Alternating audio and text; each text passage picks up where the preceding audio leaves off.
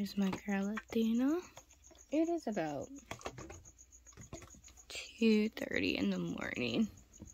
Just trying to see who's all out. It's been a while. Actually, I have a voice to talk with. I have no idea how much it sucks having strep throat. I had that for like a freaking month, guys. It's so hard to film. There's Bella. I gotta take this plant out. What is up with these plants? I don't get it. They're just not working out. I'm gonna look at ordering online from Josh's Frogs. Because I heard Josh's Frogs have like really good vivarium plants. Because I like having live plants in their cages. So it just really makes me mad that I killed all these plants. Some of them are still thriving and doing good. Like the ones in like the stats cage. Because how big his cage is. And how the depth of his cage. Because how deep it far down it goes. See, his plants are doing good. All his live plants are doing good. The ivy plants are spreading here to the back. It's hard to see. And then the other one I left in the pot. But like I said, it's hard to see in there. But yeah, his plants and stuff are doing beautifully. I don't know where he's sleeping somewhere. It's hard to find him when he's sleeping at night. Because he blends in so perfect. But yeah, see, his plants are doing beautifully. So, I don't know. I guess it's just... I guess I should just leave them in the freaking pots. But yeah, I'm all checking everybody right now. The babies aren't out. Beta's down there on the side. Just chilling. Precious and Clary aren't out right this second. Let's see, where are the flying geckos? See, the flying geckos, I had to turn the heat on in my room. Because the fact is, with flying geckos, their cages cannot get no colder than 70, but I don't want to recommend going down past 75. And it's pretty cold out. And I want to make sure my room is plenty warm. Because it is pretty cold out. Now, I do have a towel covering the window over there. But the problem is, like I said, these guys are from the rainforest. They're from Southeast Asia. They cannot, like I said, they cannot get cold. I miss their cages several times a day. I wonder where the girls are. Fortunately, all the flying geckos, mostly in captivity, are, unfortunately, they're captive bred. Not captive bred, what am I talking about? I'm trying to work on a project. The wild caught, not captive bred, sorry. I'm still trying to wake up. But unfortunately, they are wild caught, and that's a problem. And I'm trying to find some males, because it's a project I'm going to work on. I'm going to try to breed flying geckos, because I'm tired of seeing wild caught animals being sold, even though I can't really do nothing. It's not like I'm a big time person. I really can't change the world and stop people from catching animals in the wild and then reselling them, especially over in foreign countries. But I can at least try to breed these guys and try to help out as much as I can. What is he doing? Finally busted, Coconut. And try to slow down the pet trade a little bit. Because when you start breeding them in captivity, eventually they'll pick up sooner or later. They eventually will pick up, and people will start becoming more interested.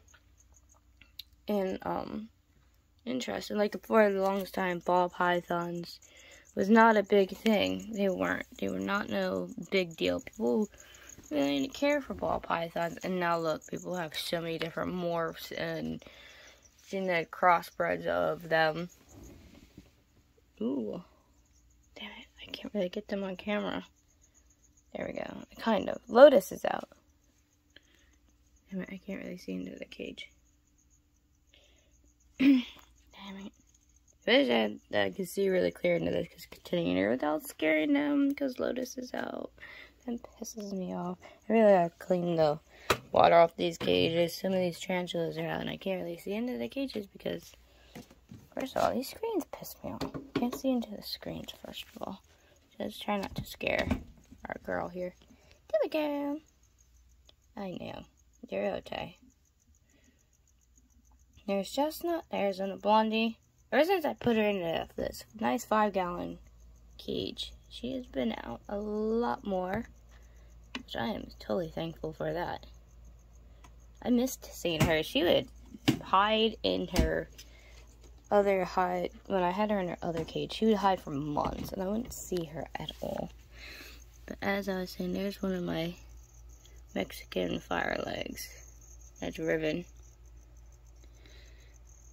But yeah, unfortunately, like, with certain breeds of geckos that are just now being imported and are becoming a new fascination in the pet hobby. There's Reaper, my Mexican red rump. Flying geckos, I'm starting to see more and more at my local, at my one pet store. I go to that fish place, which is in Centerville, Pennsylvania. It's considered, well, we call it Centerville, but it's kind of like in the Landisville area. That's one of my pink salmon bird eaters.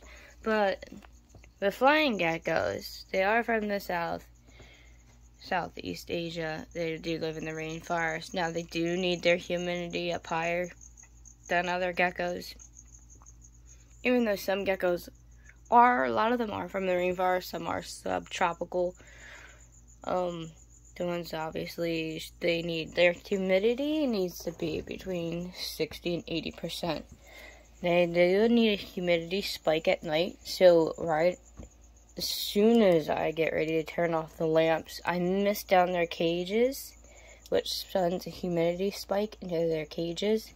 So if you guys do get flying geckos and stuff, I would definitely recommend you to do humidity spikes at night. I do it twice at night and twice during the day because, like I said, they are tropical.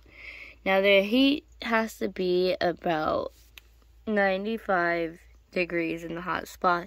In their cool spot, it can be down to 76. But I wouldn't recommend it getting any cooler than that because, like I said, these guys do not like cold. And if you live in a state like me, like Pennsylvania, definitely make sure you mist these guys a lot or have a misty machine because these guys really do need like high humidity. The gauge I had in here kept falling off for some reason. She kept wanting to climb on it and it didn't want to stick to the wall too well. So I do have digital thermometers and digital gauges. I'm gonna try to put one on the side of the glass and see if she'll knock that one off. And like I said before, I complained about the hard water in this house. I gotta clean the front of her door. But the hard water in my house is ridiculous. I see with a lot of the cages, I do have to scrub the crap out of them. But it's hard to scrub the tarantula cages because these guys don't cooperate. As you see, it's hard to see like Lotus in there because the hard calcium on the side here. And then when they kick the dirt up and stuff, it's also dirt too. So I gotta clean. Hi, buddy. There's Reaper, my Mexican red rump. He's doing beautiful. A lot of them are out tonight. They're just chilling. Ming Ming's playing in her water dish. She's such a silly little leopard gecko. I love her to death. But she's funny. You doing, Ming Ming? Hi, baby. Hey, gorgeous. Her face kind of looks like from Pumpkinhead. If anybody knows that reference, any 80 babies out there, you'll know.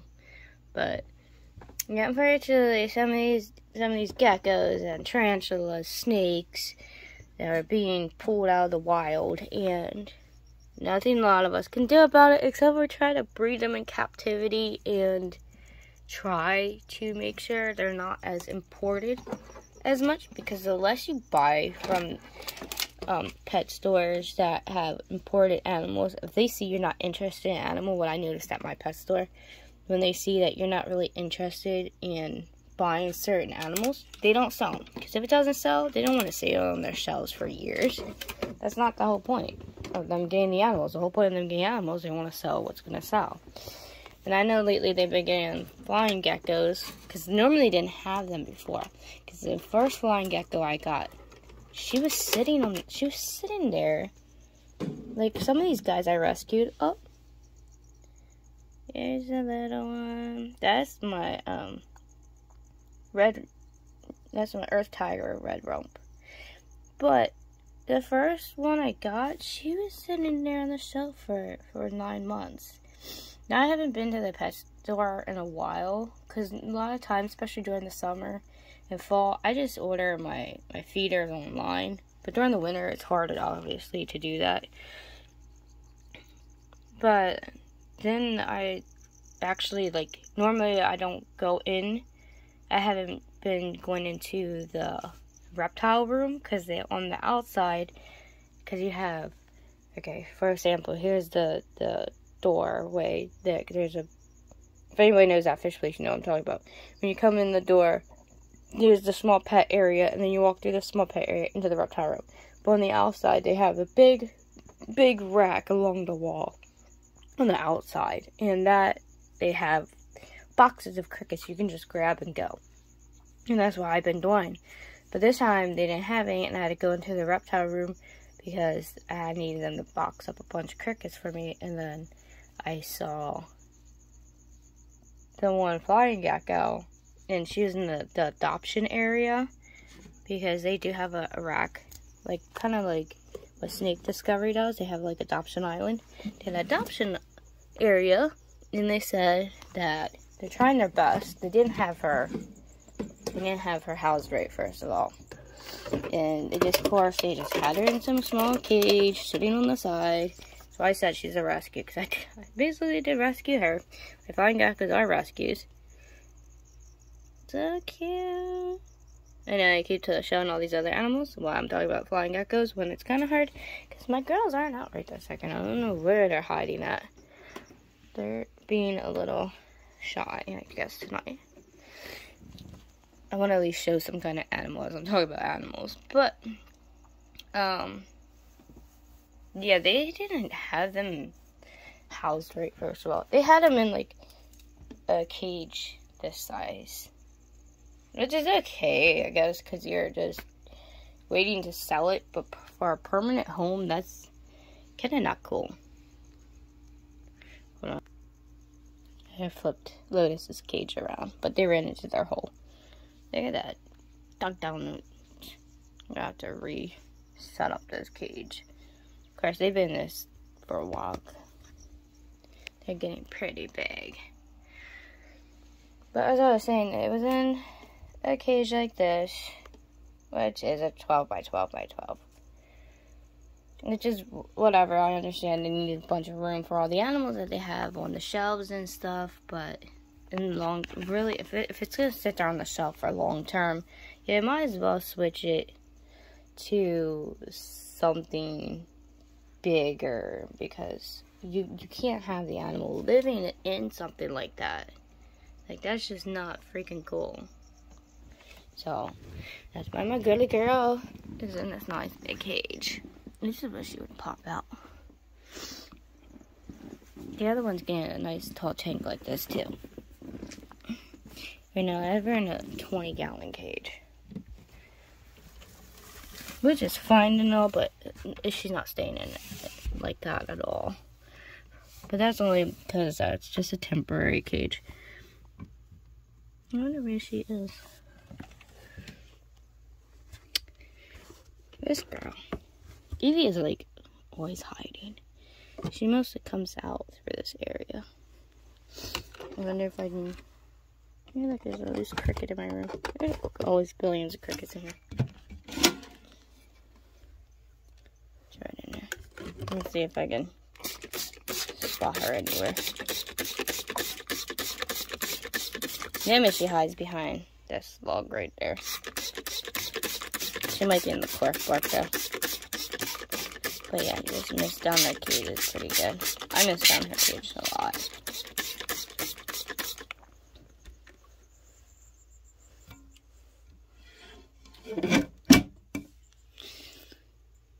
But yeah, you wanna... And the reason they're calling it flying geckos, because no, they don't fly, but they do glide. And they can glide impressively 200 feet.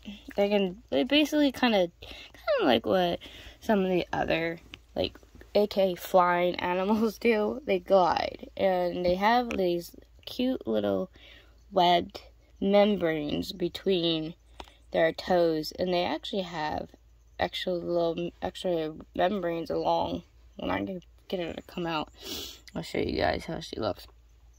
But they have extra membrane skin, like, along their bodies and their tail and stuff, and it helps them glide. They can actually glide an impressive 200 feet, which is 61 meters, which is pretty good for a small little gecko, because these guys are kind of small. They are only 6 to 8 inches is their length.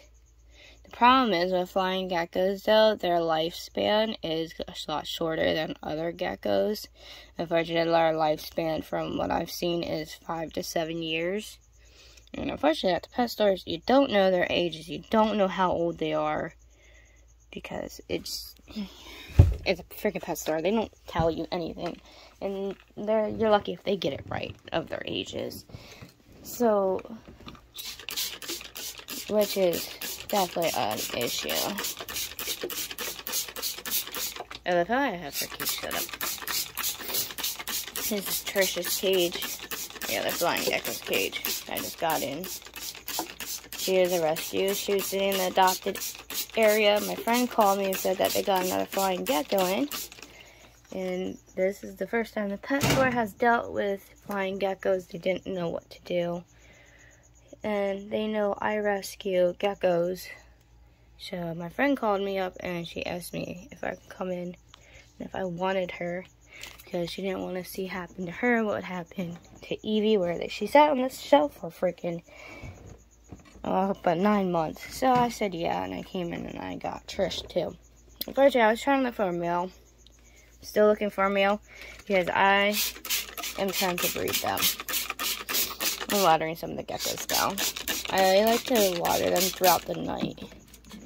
I do water my geckos' cages twice a day.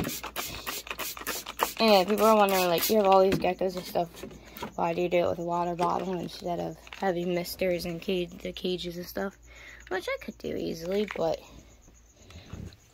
this is actually good exercises for my hands, because unfortunately I have rheumatoid arthritis thanks to my lupus, and my hands lock up, cramp up, and unfortunately with lupus sometimes the disease can eat away the muscles, the joints, ligaments, cartilage in your joint areas, in your hands and in your knees and your elbows and all that, like. And my hands do lock up a lot. I do have issues with my hands where they lock up. So I kind of use this as like a hand exercise.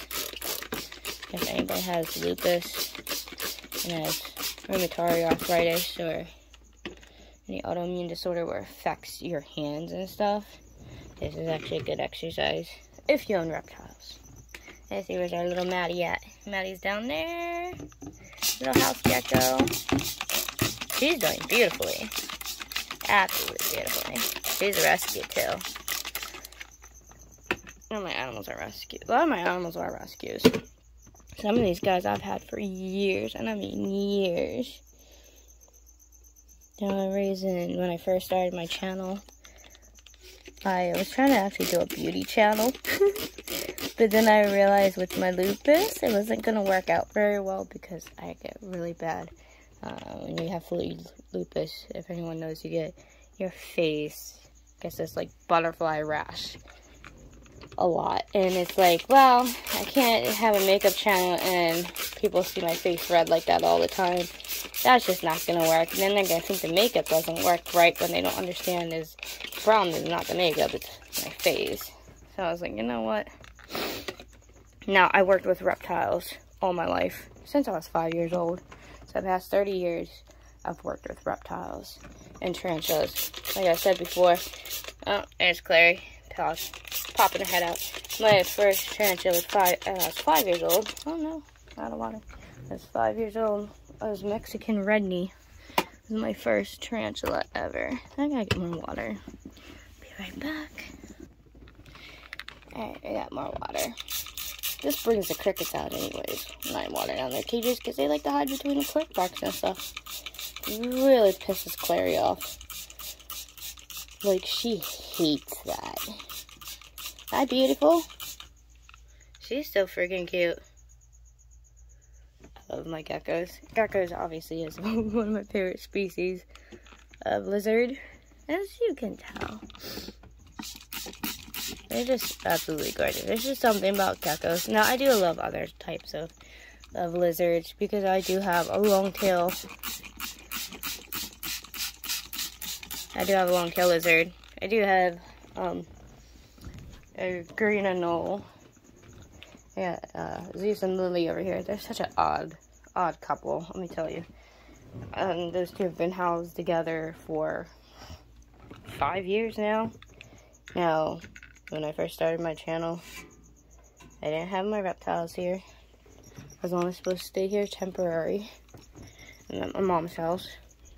When I was first working on my channel, I first started showing my animals. I was running back and forth between my mom's house and my house. But my mom got seriously ill. And then I was like, forget it. I might as well just move in with her and help her out. She kept having strokes. She had to get all these surgeries. Now, unfortunately, my mother has dementia. So, now I'm really stuck taking care of her because she can't remember to take her medications in the morning or at night or fill her medications up properly, which if you don't take your meds right, especially the medications she's on, that can be very dangerous. Plus, a lot of times she can't remember, like she can't remember anything, let's get real. She can't remember a lot of things. So, I'm taking care of her. And her husband is disabled, and my stepdad is disabled and has his own medical problems, so I take care of the house. Oh no. Yeah. Anyways, we're not gonna get into my problem lifestyle. I'm trying to get a house though here and let it's really close to her, because I'd rather have my own place. Because I do want to get my own. I am getting my own house. And I'm getting a big reptile room that's being built and worked on. There's Morticia, my tokay gecko. And all the animals are being upgraded into bigger cages. A lot bigger cages. So, and then I'm also going to be introducing new animals once I move. Because I will be getting some ball pythons, corn snakes, a bunch of other new animals. I'm going to be getting a bunch of new tarantulas too. Which I'm really excited for. Look who's out. Or hattie.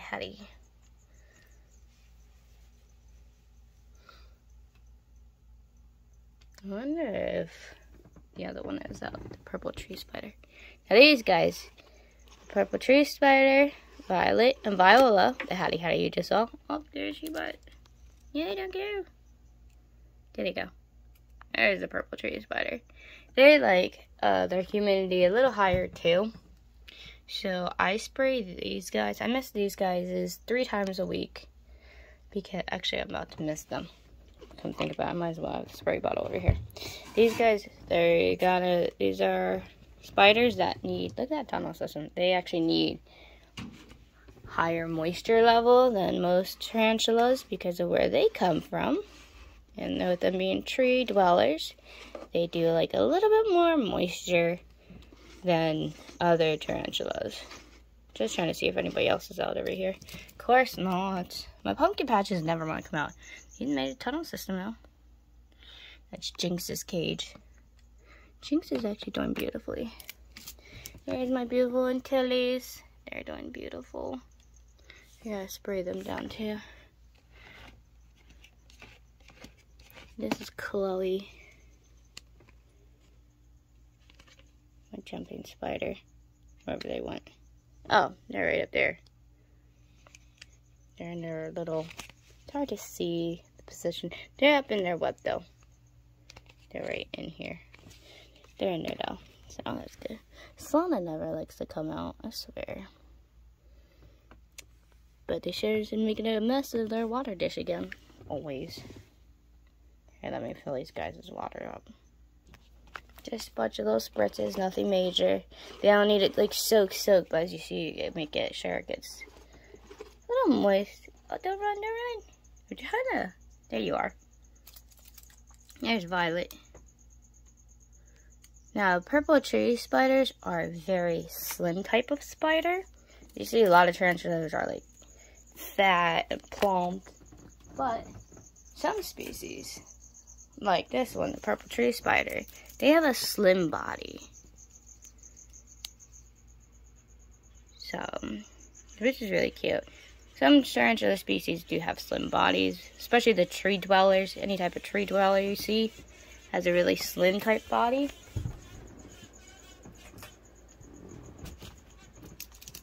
But the Hattie is a little thicker. Their body mass is a little thicker than the purple tree spider. They're called purple tree spider because they do resemble more of a spider figure than a tarantula. So there's Viola. She's hiding. But as you see, like I said, they're moisture. They love their humidity. They actually like a little bit of humidity too. So a lot of tarantulas don't like humidity, but those guys... Some species do like a little bit humidity, but tarantulas are normally a dry species to own. But there are the occasional ones that are from like the Asian areas where they do like humidity, and you got to make sure. You gotta make sure their humidity is at the right level, and make sure they are moist correctly. There's the cricket. I wonder where my versicolor is. Versicolor, I spritz down a little bit more too. Same with the earth tigers. The earth tiger species, like my Naples earth tiger, they do like a lot of more moisture. Which I gotta water down their cage too. Every time I give them their water bowl, like a typical tarantula, for the most part, they bury it. This is my Naples earth tiger. Sunfire. And down here is my baboon species, which I don't ever see out half the time either. Sometimes I get a glance of them. I know they're doing good, so it's okay. But I can get right through these holes. Some of these guys I need to water.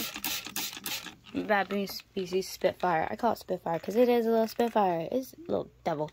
It's doing beautifully. They're all doing beautifully, so I'm not worried. Tarantulas do their own thing. Some of them like to be out, some of them don't like to be out. But look at that beautiful Mexican fire leg. It was such a tiny sling, guys. I had this thing, and it was I don't even know how to describe it. It was no bigger than a dot on the eye. Literally, it was so freaking tiny, and I think I was gonna make it. And look at it, doing gorgeous, absolutely gorgeous. The Mexican reddies are doing beautiful. All my tarantulas are doing beautiful right now. My fossorial, the only fossorial I own is this jerk over here. I don't know if it's a boy or girl, honestly. This brat, this one's doing beautifully too. I gotta rehouse it. But I'm not in the mood. I hate rehousing fossorials. Right there they are. Oop. Okay, fine. There. Yeah, come back. We'd like to see you. That's my little black nightmare of a freaking some of my tarantulas are not always fun to rehouse. And I know this one's going to be real fun. But I like to rehouse it here soon because I like it for it to have a lot deeper space for it to dig down into. A lot taller container. I actually have a container for it. I got to poke holes in it. I'm actually going to use an animal cracker container. Because their containers are animal crackers. If anybody knows, you know.